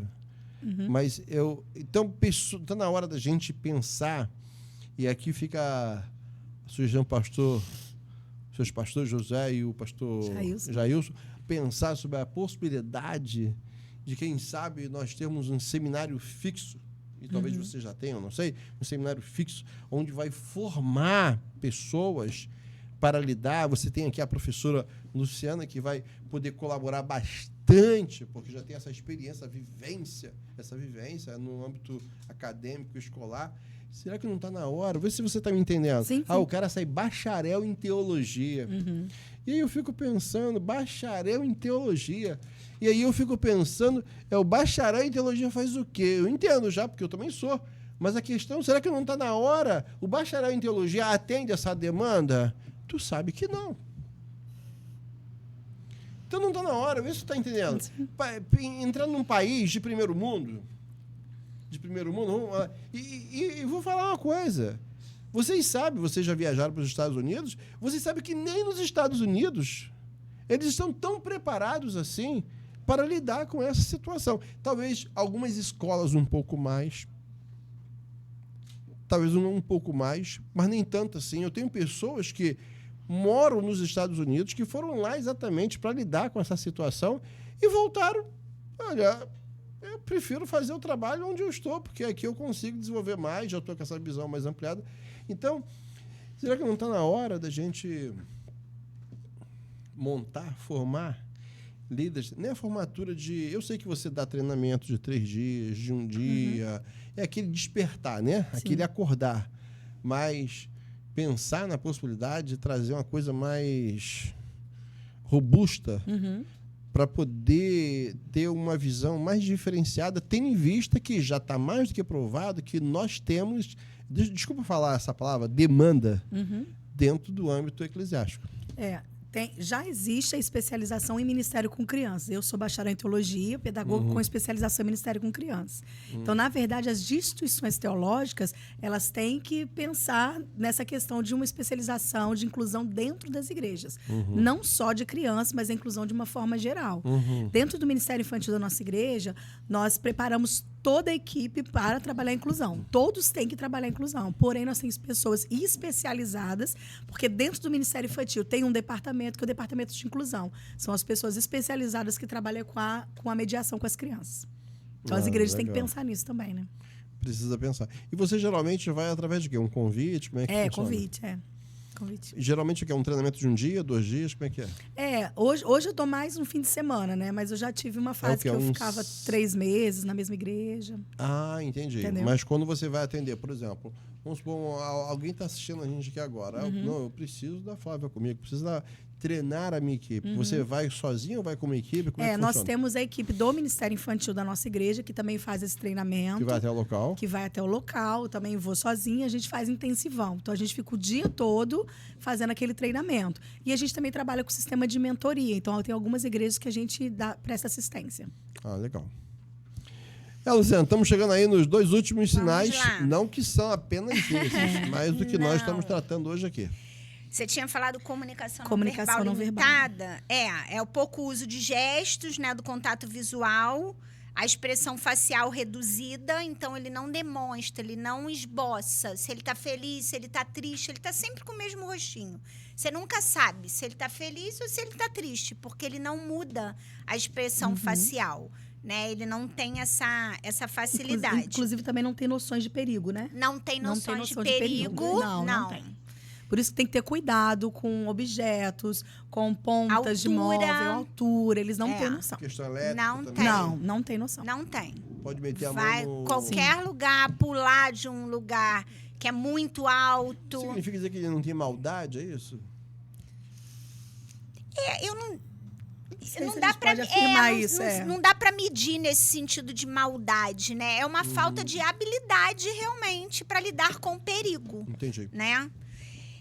E o que é muito falado, né? Eu acho que as pessoas acabam buscando aí esse diagnóstico do autismo no atraso do desenvolvimento da fala e da linguagem, né? Que nós começamos falando, né? Sobre isso, o meu filho tem 4 anos e até agora não falou, né? Então, esse atraso significativo no início da fala ou a perda dessa habilidade linguística, isso é importante, porque existem casos, eu já vivenciei isso na escola, a criança começa a falar e num determinado momento ela tem essa perda da habilidade linguística, ela para de falar, né? Ela falou até 2 anos e começou a falar cedo. E aí, com 3 anos, ela para de falar. 2 anos e meio, 3 anos, ela para e acaba tendo um nível 3 de suporte, porque não tem uso da linguagem. E aí a pergunta que não quer calar, Flávia e Luciana. Isso é hereditário? Ou surge? Ouviu falar alguma coisa? É tipo assim, meu pai é autista, eu vou ser autista? Ou isso não tem nada a ver? Então, hoje não tem uma definição da causa do autismo. Não existe uma definição. Os estudos comprovam que é de origem genética e ambiental. Então, O que é ambiental? ambiental do ambiente. Tá, mas o que né? O como ambiente influencia no desenvolvimento de uma pessoa. Tá, por exemplo. Vou dar um exemplo pessoal. O meu filho, com 2 anos, ele era extremamente agitado e ele não falava, ele teve atraso na fala. E aí eu levei na pediatra e falei assim, olha, não é possível, ele deve ter alguma coisa, ele não para. A gente sai nos lugares com ele sai correndo, é muito agitado e ele não fala. E ela disse para mim assim, para que ele vai falar se você entende tudo o que ele quer? Então, por exemplo, ele ia na porta da geladeira e batia na porta da geladeira. Eu falava, você quer água? Toma água. Então, para que ele vai falar? Então, o que ele precisava? De estímulo. Então, eu lembro que eu coloquei vários papéis na parede, comecei a colocar logos de mercado, de lojas, para ir estimulando a fala dele. E a energia que ele tinha, ele precisava de gastar. Então, coloca ele no futebol, coloca ele, leva no parque para gastar energia. Começamos a estimular, ele mudou o comportamento, melhorou. Então, isso é um ambiente. Então, estava faltando estímulo ali e faltando espaço para ele brincar. Porque se é algo que vem aí carregando, né, algo genético, essa questão do ambiente, ela faz com que isso, se ele não tem esse estímulo, se não desenvolve, por exemplo, ele poderia ser um autista de nível 1, ele passa a ser um autista de nível 2 e às vezes até de nível 3, né, que não tem o uso da linguagem verbal. Ou seja, o nível 1 é o nível baixo. Que se não souber ser tratado, trabalhado, vai magnificando aquilo, é isso? Não, o nível 1 você precisa de menos suporte. É uma criança que usa a linguagem verbal, né? Ela consegue ter a interação social. Mas se não conseguir lidar com isso, entender isso, o que acontece? Como assim? Ela está no nível 1, nessa situação. Uhum. E assim como a Flávia disse, ela já teve uma percepção rápida e ela começou a mudar o comportamento dela. Isso. E a mudança do comportamento dela fez com que ele progredisse, não para... Ele evoluiu. Ele evoluiu, Evoluiu. Ele, vamos botar a palavra melhorou, não sei. Sim, Uhum. mas por isso que o diagnóstico precoce ele é importante. Porque aí, quanto antes você souber, mais ferramentas, intervenções você vai fazer. Significa dizer que não é tratar a criança, é tratar os pais também. É isso? Também. Vai mudar a mente dos pais. É um trabalho super É um trabalho... porque na verdade, assim... Porque se você não souber lidar, você vai gritar e não vai adiantar nada. Por exemplo, às vezes a criança, ela tá no suporte 3, ela pode vir pro 2. Entendeu? Se tiver todo esse acompanhamento. Entendi. Por isso que a gente fala que a criança não é autista, né? Ela está autista, aquele momento ali, não é isso? Com as terapias, com as intervenções, e aí é claro que a família também precisa desse suporte. Lógico. Porque, o meu filho é autista. A professora não é preparada, né? Isso também é outra questão que é muito importante, né? Eu ouvi isso de uma mãe. A professora virou para ela e falou assim: mas eu nunca tive um aluno autista. E aí a mãe me contou num atendimento. E ela virou para a professora e falou assim: mas eu também nunca tive um filho autista. Então a gente vai descobrir isso juntas. Porque essa é a realidade, né? Se eu nunca tive um aluno autista, ela também nunca teve um filho autista. Então a gente descobre isso juntas, né? Não tem uma receita. Não tem uma receita a ser seguida, isso é outra coisa que eu falo muito, né? Principalmente quando eu vou dar palestra, porque as pessoas me perguntam muito. Mas o que eu tenho que fazer se acontecer isso? Eu também não sei. Porque cada criança tem a sua singularidade. Cada criança tem a sua singularidade. Por isso também... a gente fala o espectro, né? Porque dentro do espectro, cada um é um autista. Não tem aquela receitinha.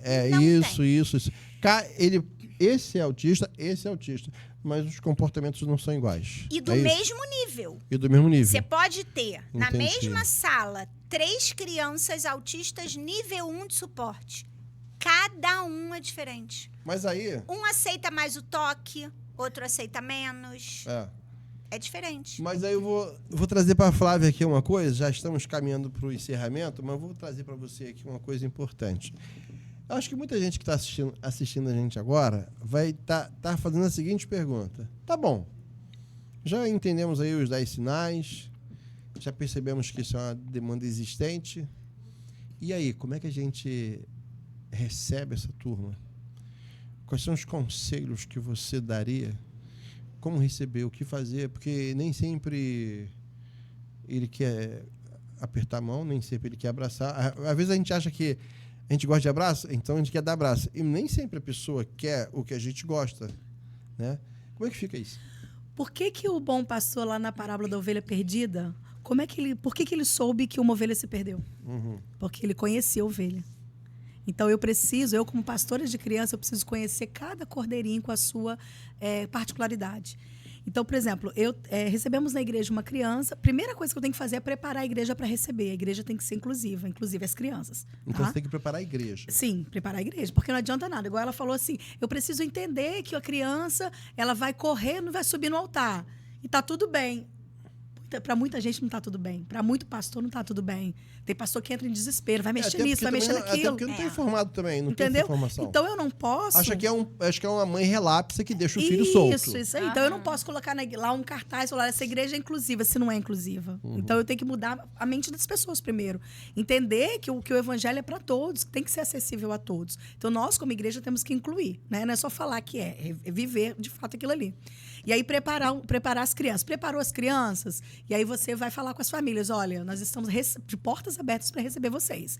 E aí quando essa família traz essa criança, eu preciso primeiro conversar com essa família, fazer a anamnese, saber quais são. Por exemplo, a gente teve uma criança que entrou em crise lá na nossa igreja, e ele é bem grandão também, e ele teve, em um culto, ele teve 3 crises. E aí, quando chegou na última crise, que já estava no final, a mãe abriu a bolsa, tirou a chupeta e deu na boca do menino. E a gente fez assim, ai, por que ela não falou isso antes? Por que não fez isso antes? Então, assim, a criança, porque a criança sofre, né, na hora da crise ali. Então, era algo que a primeira vez que ela visitou a igreja, a gente não sabia dessa situação.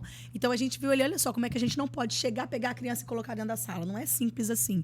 Então, a gente precisa conhecer a criança, entender o que eu posso fazer para ajudar a criança em momentos de crise e, assim, começar a receber as crianças, mas partindo da família. Fazer essa anamnese com a família para eu entender a criança e receber a criança.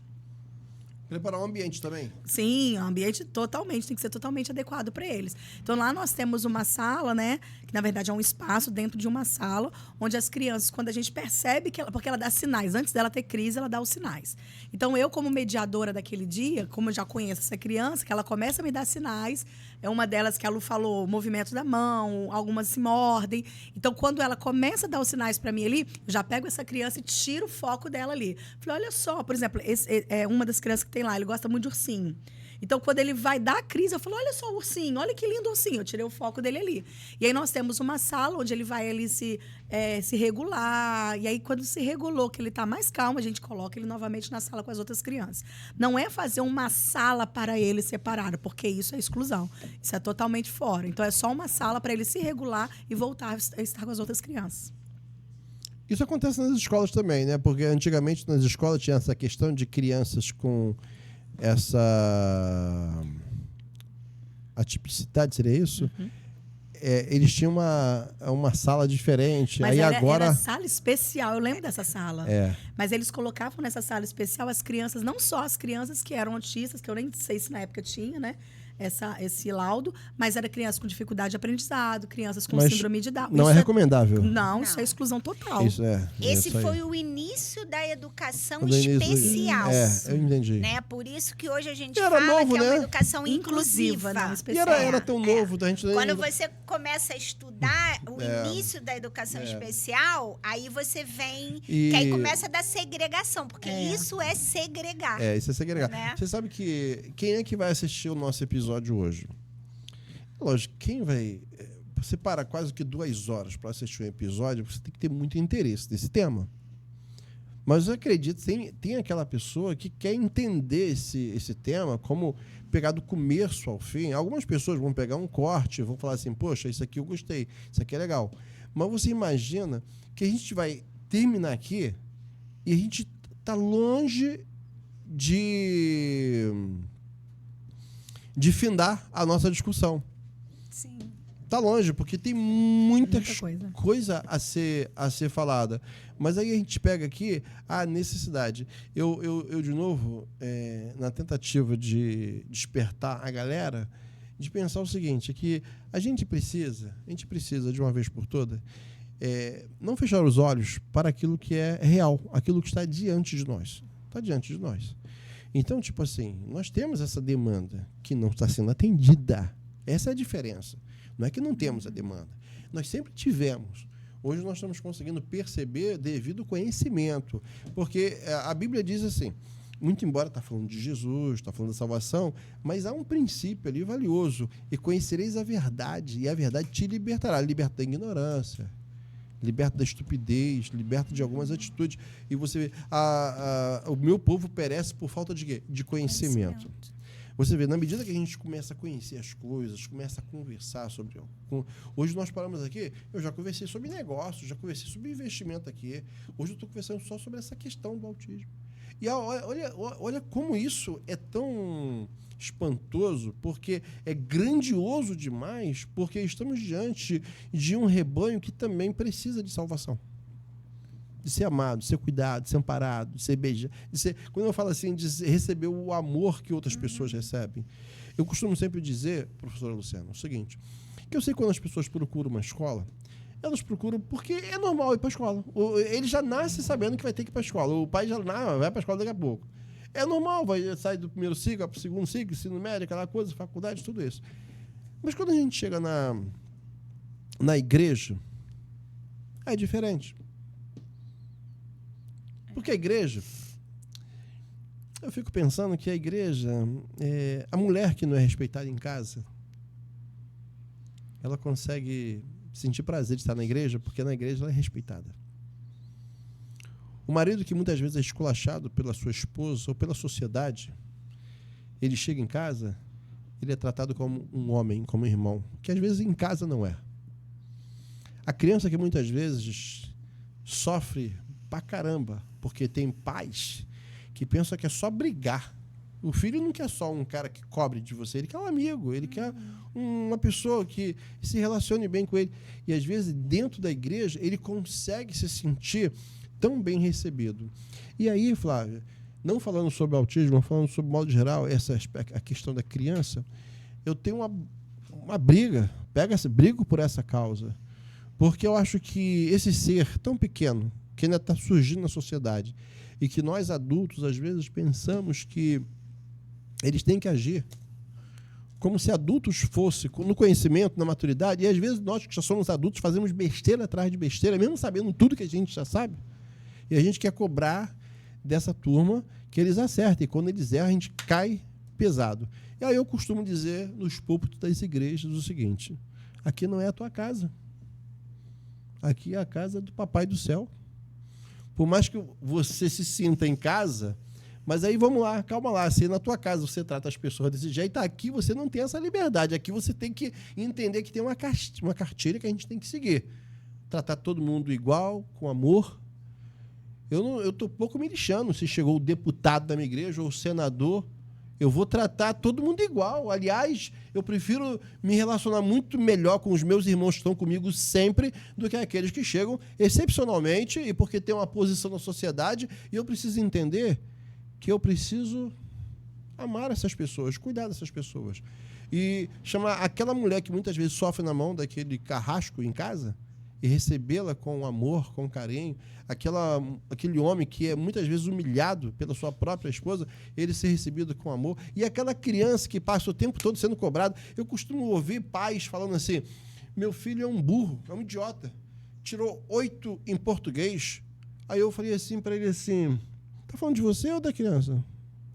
Porque no fundo você está querendo mostrar o quê? Que você é tão bom assim, que teu filho ele foi preparado para tirar 9, 10. Aí eu me deparei com essa situação e cheguei para ele assim: você acha que você vai achar que eu vou te admirar mais porque você está brigando com seu filho porque ele tirou 8 e você queria que ele tirasse 10? Eu falei assim: eu acho que a igreja é um lugar da gente confrontar essas pessoas que muitas vezes tratam as pessoas de qualquer maneira. Porque quando a gente falou sobre inclusão aqui, não só no aspecto do autista ou de outra diferenciação, a gente fala assim: aqui é um lugar onde nós vamos amar a todos. Vamos receber a todos. Nós falamos aqui em off sobre situações que a Bíblia pode até não aprovar, e a gente não aprova.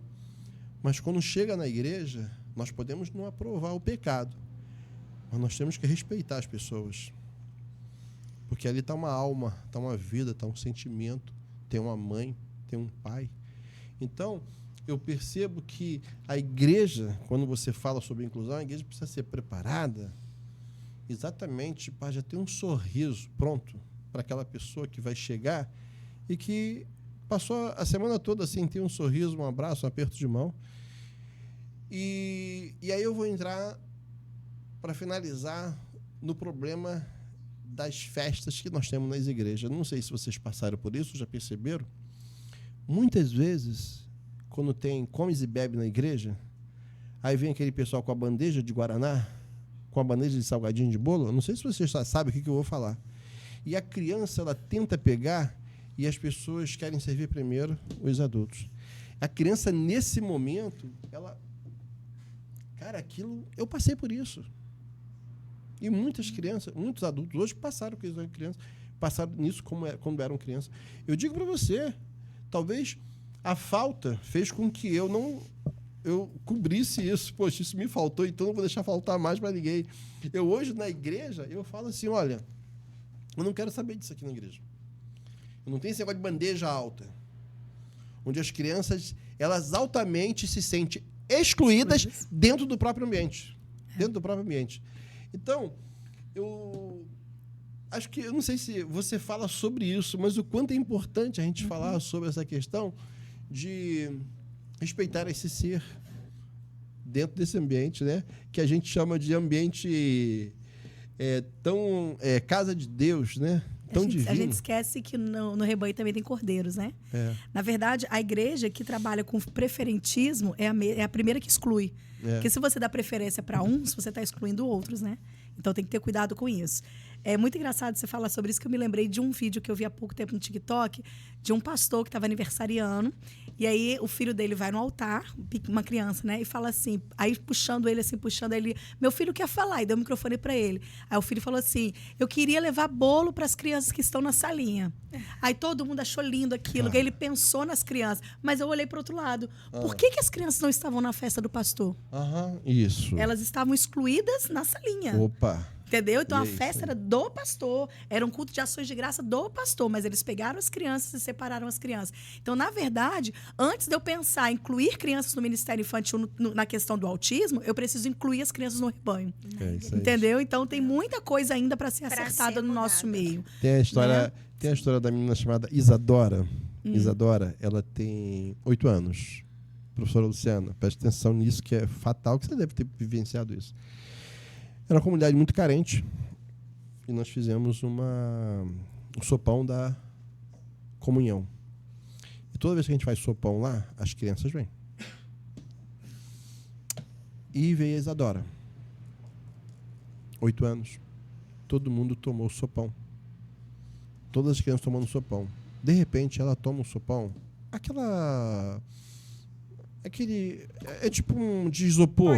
Um potinho de isopor. Ela só toma até a metade. E bota no saquinho e tá saindo de leve. Até que uma irmã da minha igreja para. Por que você está indo embora? Eu estou indo levar para minha mãe e para meus irmãos. A gente tem que conter as emoções nessa hora, porque a gente tem isso o tempo todo. E a gente é mais do que uma vontade de trabalhar, é mais do que a vontade de ganhar dinheiro, é a vontade de sentir a dor daquela criança e mudar aquela história. Nós temos essa missão, essa é a nossa missão. Nasci para isso. Eu nasci para isso. E Deus nos cria com missões. E Deus sabe quem Ele chama e o que Ele faz. Ele prepara a gente. E uma irmã da igreja, não, pode tomar tudo. Toma tudo. Eu vou preparar para os seus irmãos e para os seus pais aqui. Eu tenho a foto dessa menina, fotografei. Ela no balcão da igreja. Talvez vocês nunca conheçam a Isadora. Mas ela no balcão da igreja aguardando a sopa que foi prometida para os seus irmãos. E aí, o olhar atencioso a uma necessidade real. A gente está prestando atenção no som que não funciona, na guitarra que está velha, na bateria que rasgou o fundo, mas a gente não está prestando atenção naquela criança que está entrando ali. Observar, cara. Não tem olheiro? Tem olheiro para tudo. Por que não tem olheiro para isso? E a gente termina esse podcast com esse tom de emoção, sabendo que essa é uma realidade que a gente vive em qualquer âmbito, escolar, eclesiástico, sociedade, no modo geral. E o meu desejo é que Deus multiplique as Lucianas, amém, as Flávias, e a melhor maneira de fazer isso acontecer é você ir ao encontro das Lucianas e das Flávias que estão por aí, com o mesmo desejo que vocês, talvez sem as ferramentas que vocês têm. E a gente fina por aqui já sabendo que não terminou. A gente termina com vontade de começar de novo. A verdade é essa. E agradecer a vocês por ter participado desse podcast. Eu queria dar para você, Luciana, a oportunidade de falar seu Instagram, alguma rede social, alguma mensagem. Acho que eu quero. A gente está terminando num tom de emoção, realmente, né? Assim, pensei no que nós falamos essa semana, e a gente precisa entender que a gente tem que viver por um propósito, né? Eu e a Flávia trocávamos por experiências tão diferentes, né? Ela assustada de um lado e eu assustada do outro.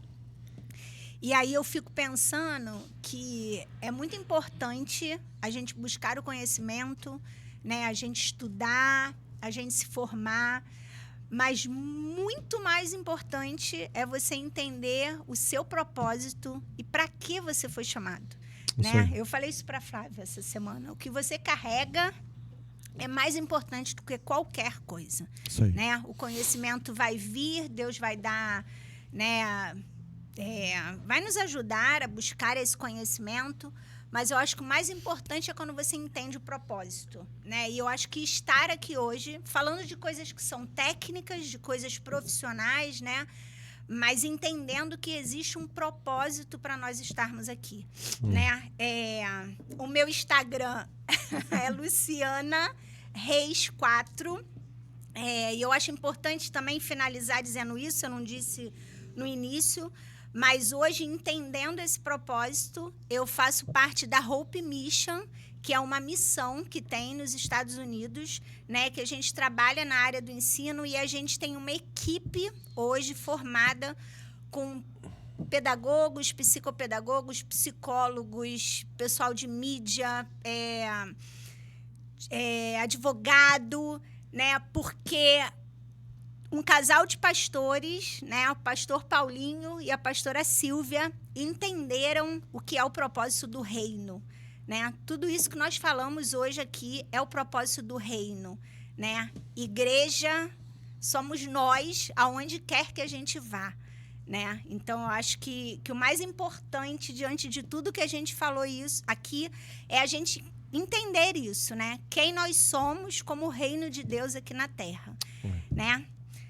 Muito obrigada, um beijo enorme, um beijo para todo mundo que está assistindo, porque eu sei que um monte de gente vai estar assistindo. Eu quero até pedir para que os seus seguidores se inscrevam no nosso canal, e não apenas assista, mas se inscreva, aperta o sininho lá e me ajuda aí para fortalecer esse canal, para nós repetirmos momentos como este, né? Muito obrigado, Luciana. Flávia. Quero agradecer pela oportunidade, é sempre uma honra, né, estar do lado da Lu, aprendo muito com ela.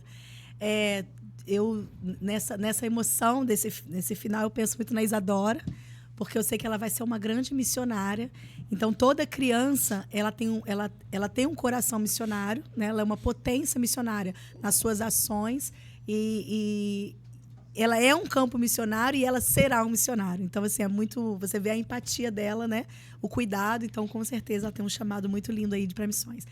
O meu Instagram é @flavia.gregio, G-R-E-G-I-O. E também quero convidar vocês também para acompanhar a DEP Kids, que é o Ministério Infantil da minha igreja. Lá nós colocamos toda a programação do trabalho com as crianças. Também nós colocamos orientação para quem ama crianças. Então, a gente está lá para poder auxiliar você, pastor, você que é líder do Ministério Infantil. Legal, muito. E o livro. Você... Isso é muito importante. Ela escreveu um livro? Muito importante a propaganda desse livro. Por favor. É maravilhoso. Flávia Gregio e Pedrina Matias, Inclusão Ministério Infantil. Esse livro você escreveu, já lançou, né? Sim, já lançamos lá na nossa igreja. Olha aí. Tem e-book dele? Não, e-book não. Só o físico, mas a gente envia. Sim, mas eu acho... não tem um e-book, mas tem um físico. E esse livro aqui é um livraço, né? Olha, bom de ler. Sensacional, conteúdo maravilhoso. Olha, a professora está falando que é bom, né? Eu vou até... Você vê, conteúdo maravilhoso, um livro, assim, inspirador. Bem, Flávia e Luciana, agradeço muito vocês terem vindo aqui. E para você que está com a gente, quero lembrar para você um texto da Palavra de Deus. Quando Jesus chega Jesus tinha 3 tipos de seguidores. O seguidor multidão, aqueles que o seguiam por aquilo que Jesus dava para eles. Na verdade, eles não queriam nada com Jesus, só queriam aquilo que Jesus... O milagre, o pão, o peixe. Eu ia embora. Jesus tinha um seguidor ocasional, que aparecia de vez em quando, mas desaparecia, não tinha compromisso. Mas ele tinha um terceiro seguidor, que era o seguidor discípulo. Esse seguia Jesus por aquilo que Jesus era, não por aquilo que Jesus podia dar para eles. E com essa fala, eu queria lembrar um versículo, quando Jesus diz assim para os seus discípulos, no meio da multidão ele fala, não foste vós que escolhestes a mim, mas eu vos escolhi a vós. Ele não está falando de salvação, ele está falando de missão. Não foste vós que escolhestes a mim, mas eu vos escolhi para que vades e deis fruto, e o vosso fruto permaneça, a fim de que tudo quanto pedis ao Pai, em meu nome, Ele vos conceda. Eu não sei o que vocês têm pedido ao Pai, eu não sei o que vocês têm pedido ao Pai, mas a gente pede ao Pai em nome de Jesus. Mas a gente só pede ao Pai em nome de Jesus e só recebemos depois que a gente cumprir a nossa missão. A gente tem pessoas querendo o salário sem ter tido trabalho. Jesus não faz isso não, tá? Ele sempre vai te dar uma missão. O que ele falou para Pedro? Tu me amas? Ah, é? Tu me ama mesmo? Então apacenta o meu rebanho. Eu quero saber se tu me ama mesmo. Eu louvo a Deus porque vocês têm apacentado um rebanho tão especial do Senhor, que está nas escolas, na igreja, rebanho que está em tantos lugares e que precisam de pastores como vocês, que mesmo não estando naquela figura de pastora Flávia, pastora Luciana, exatamente, mas agindo como? Cuidando de rebanho, um rebanho tão especial. Bem, o meu Instagram é Douglas Xavier Podcast, e neste episódio que você está assistindo, por favor, não assista apenas, se inscreva, aperte o sininho. Já estou chegando a quase 1.000 inscritos, faltam apenas botar aí 55 pessoas para 1.000 inscritos, mas quero convidar você para estar comigo nessa jornada. Temos muitos episódios, mas hoje foi fantástico. Deus abençoe a sua vida e lembre-se, o líder não dá desculpas, ele mostra resultados. Até a próxima.